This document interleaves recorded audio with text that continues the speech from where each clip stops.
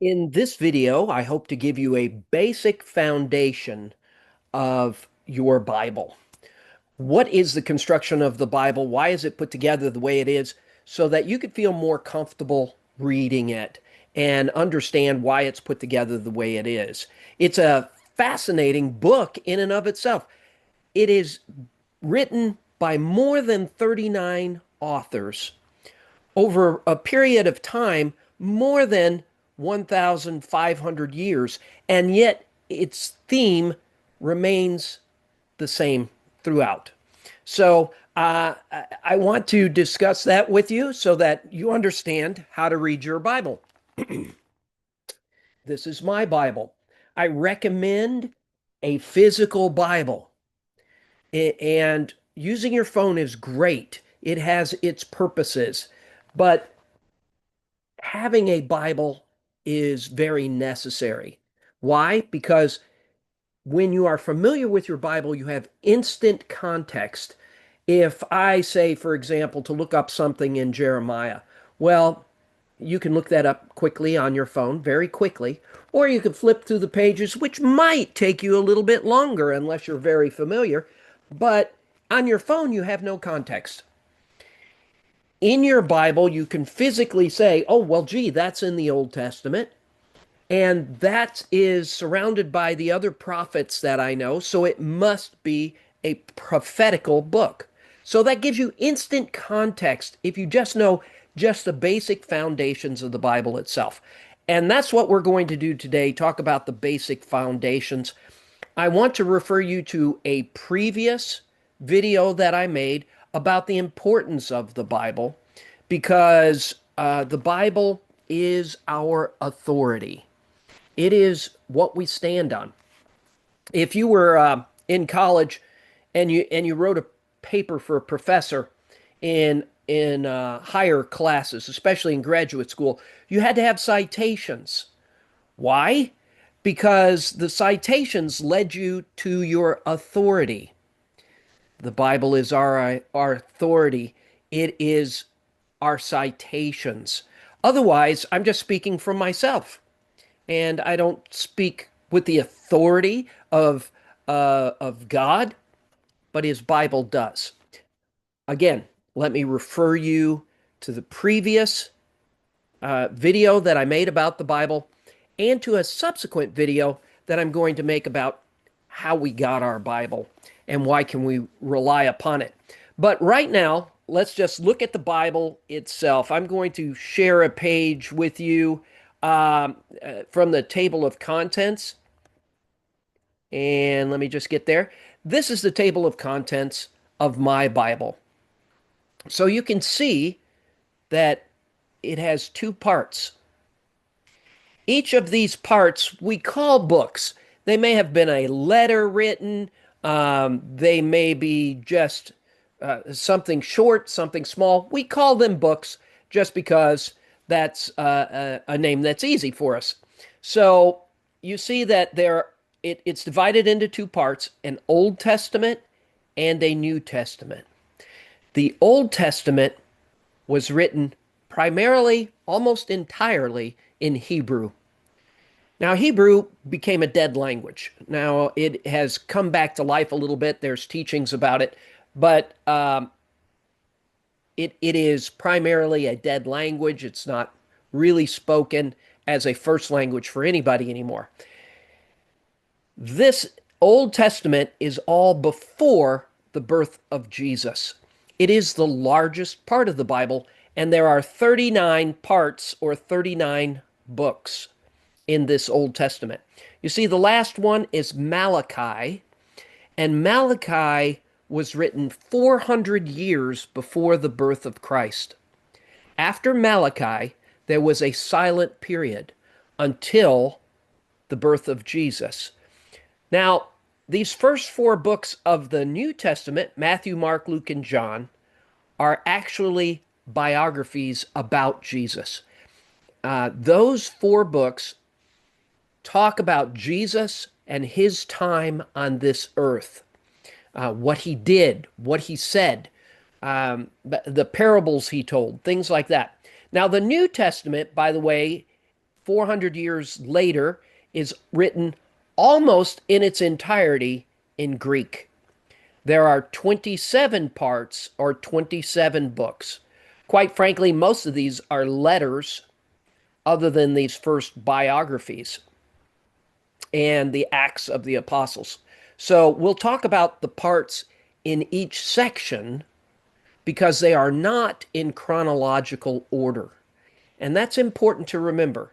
They don't have a chronology to them for the most part. Some of it is, um, and and we'll talk about those in a minute. So I'm going to stop sharing this page now and come back to that. Like I said, that is the table of contents in my Bible. The table of contents looks almost exactly the same with different page numbers in your Bible. Now, my Bible that I'm using is called an NIV, New International Version. It is written in high school level English. You can get different versions. I'm going to make a separate video about the versions that are mostly used. This one is used by me, it's used in my church, it's used in many churches. Also, there is the King James, which is very popular, and you've probably heard of that. The RSV, which is a Revised Standard Version, the English Standard Version. So there are different versions of the Bible. We will talk about that, but not in this video any further. I want to go now to how each of these sections, the Old Testament and the New Testament, are divided. And so we're going to take a look at this illustration here. If I were to put them on a shelf, right? Here is the Old Testament, all the contents of the Old Testament. Here is all the contents of the New Testament. 39 books in the Old Testament, 27 in the New. Now, as you're looking at this, you notice that the first is called the Law. In that, that's where you're going to find the Ten Commandments and other laws that are in the Bible. Also, you'll find in the book of Genesis, and you can see it's pretty big here. Genesis, it has, I think it's 50 chapters. And you'll see creation is in Genesis. Noah's Ark is in Genesis. The Tower of Babel, if you've heard of that. And then it starts talking about the father of the Jewish faith, which is Abraham and his family. That makes up the rest of that. That's where the beginning is. In Exodus, you'll find the Ten Commandments. Um, and so these are also called the books of Moses because it is believed that Moses is the author. Now, when I say that Moses is the author, it is not thought that he wrote all this stuff down, but he at least passed it down and it was written. So, I mean, because he wasn't at creation, but it is believed that God gave it to him or that it was passed down from others to him. So these are called the books of Moses.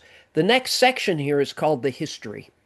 Now, this picks up in Joshua after the first 5 books. It's called the history because it is the main history of the Old Testament pretty much all the time. So you get Joshua, it starts with Joshua, Judges, Ruth, First Samuel, First and Second Kings. It goes all the way through the history of the Old Testament, the history of the Israel nation, how it came to be, and where they were and what they were doing. Then you see it's got another section called poetry. Now, the poetry is very interesting. You'll see Job, Psalms, Proverbs. These are the most popular 3 of the poetry. Psalms is largely, but not completely, written by David, who you may know, King David. And so while you might read about David in Samuel, his writings actually are in Psalms because they are poetry. Then you get the major prophets and the minor prophets.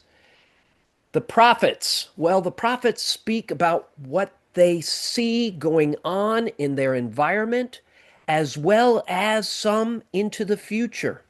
The major prophets are called that not because they're more important, but because they're larger. That is a larger group of books. And the minor prophets are just smaller.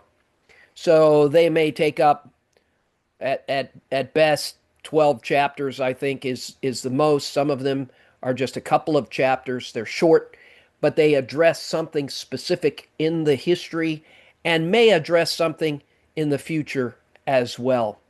The major prophets, like I said, are larger. Isaiah, for instance, is 66 chapters. So these are the Old Testament in order.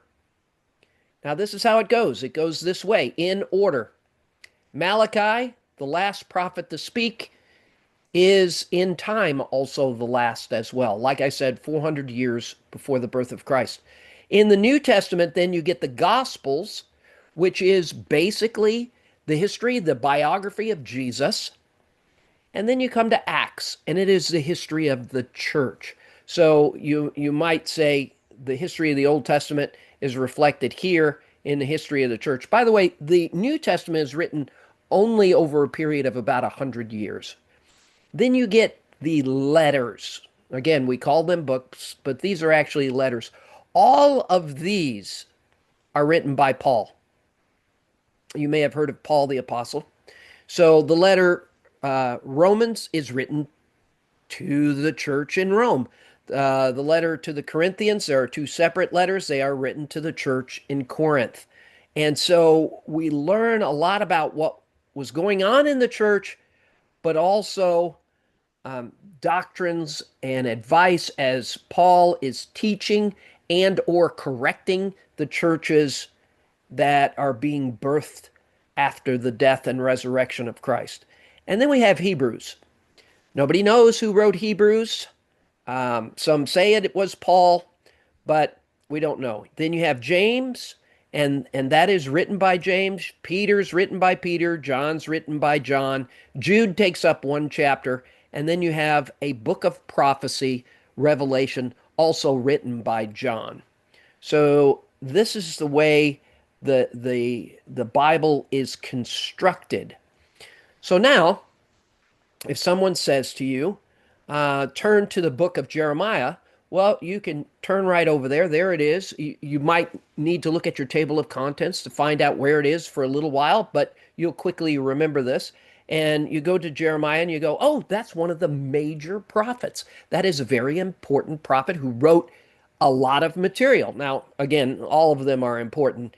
So don't think of it in that way, but it has a lot of material that God spoke to him and he wrote these things down. So now you have instant context. If I were to say go to Mark, you would say, that's a gospel, and as such, we're going to talk about the life of Christ. If I talk about any one of those, if I go to Acts, I'm talking about the birth of the church as we know it.